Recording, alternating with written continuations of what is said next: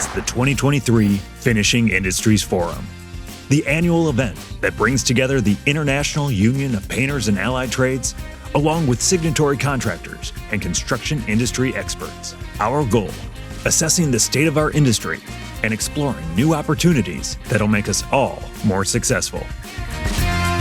Day one kicked off with a welcome and call to action from IUPAT President James Williams Jr. In the construction industry, annually, because of our partnerships with our employers, we spend over $1.2 billion a year in apprenticeship. And the challenge that I want to put forth to this room is that we double down on our efforts to train, recruit, and build the workforce of the future.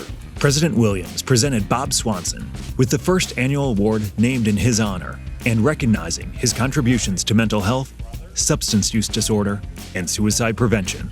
Trust me, employers, these are illnesses.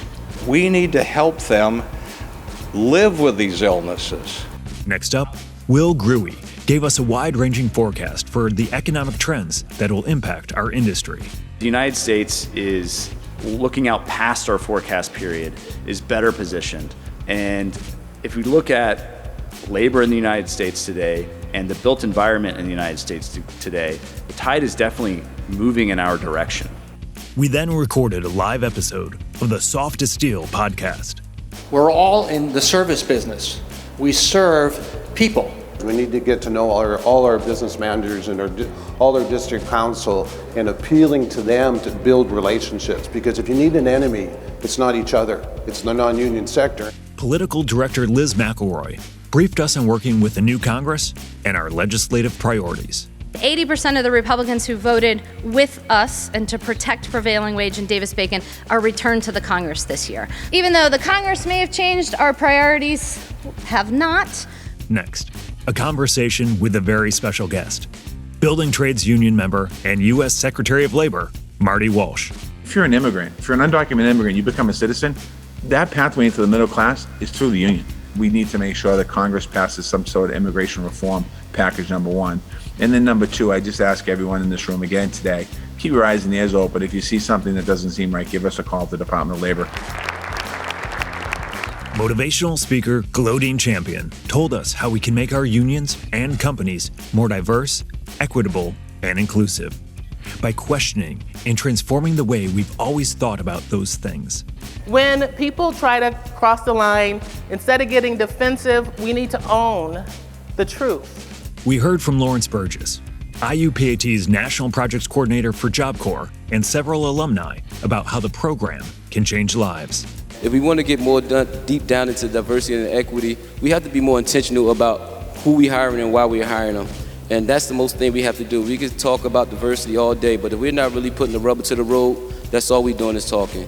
I'm a business agent for the Boston Building Trades Union. And I'm actually a drywall finisher / painter because I just couldn't pick and choose, so I just said I'm gonna do both. We all have a position in developing that talent from nothing to something.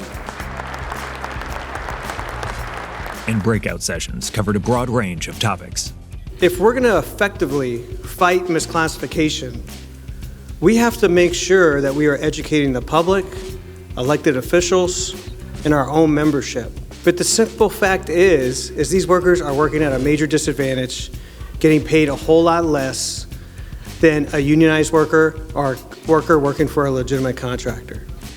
Are you looking to pin your entire business on federal contracts? I wouldn't suggest that's a good idea.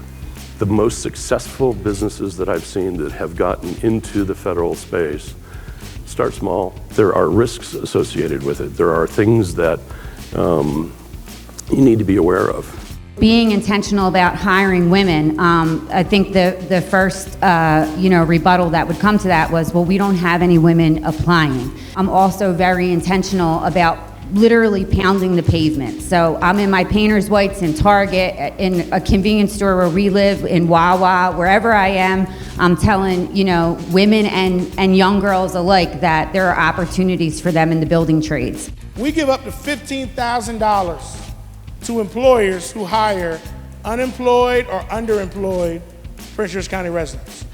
We want to mentor apprentices, and it's an opportunity for us to, pass it along, pass that knowledge along, get the apprentices ready to understand what it takes to be successful. What we are actually working on is putting labor standards into the funding opportunities. So what that means for you all is that folks are more competitive for these dollars when they talk about equitable workforce development. We're not just talking about registered apprenticeships just because. There's some clear data that supports the work around registered apprenticeships. For every dollar government invested, there's a $28 of return. What we heard when we were saying, hey, how can we help the employer side? How can we help the contractor side? Is that there was a lot of bonding companies that would just go, nope, you're not worth it. And they would do a quick thing and just say, this isn't going to be something. We really wanted to find an organization that would help us know that this was our targeted goal. Employee engagement, we have to engage at every single level. We need to get our safety managers, directors, and management involved, maybe our CIHs and PEs to look at this. We need to train our competent people in whatever SMART goals or lead reduction plan you come up with. Next up, a conversation with Department of Transportation Secretary Pete Buttigieg. Can you maybe expand a little bit about some of the programs that the Department of Transportation is looking to do in conjunction with Secretary Walsh and the Department of Labor on making sure that we meet the moment to diversify our workforce? One way to think of it is this: we're about to move $1 trillion through the American economy. As a matter of fact, we're well underway. So when they're writing the history books about the economics of the 2020s, with that much money moving through publicly, it should be possible, if we get this right, to look back and say the way that this funding was handled is one of the reasons why in the 2020s we saw some of the regional gaps, gender gaps, and racial gaps in wealth start to close. Helping Hand Director Chris Scheiblen next talked about the difficult issues in our trade that no one likes to talk about, even though we should. Why is mental health still so awkward? Stigma, I've been talking about stigma since 2008. We are making some inroads, but it still needs to be addressed. We still need to normalize this conversation so that it doesn't feel so heavy. We're the only organization that's gone out and hired a full-time assistance director. I think it speaks volumes of our organization and where we're headed. And wrapping up our 2023 conference, IUPAT Secretary-Treasurer Greg Smith challenged us to build on what we talked about here. If we put the diversity and inclusion together, Job Corps, and our apprenticeship program, if we'll focus on those, we can cover a lot of ground and cover all three of those areas with kind of dealing with one thing, filling our manpower. And that's something we need to do together.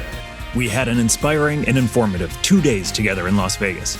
Now let's take back what we've learned to our companies and local unions. We'll see you at FIF 2024.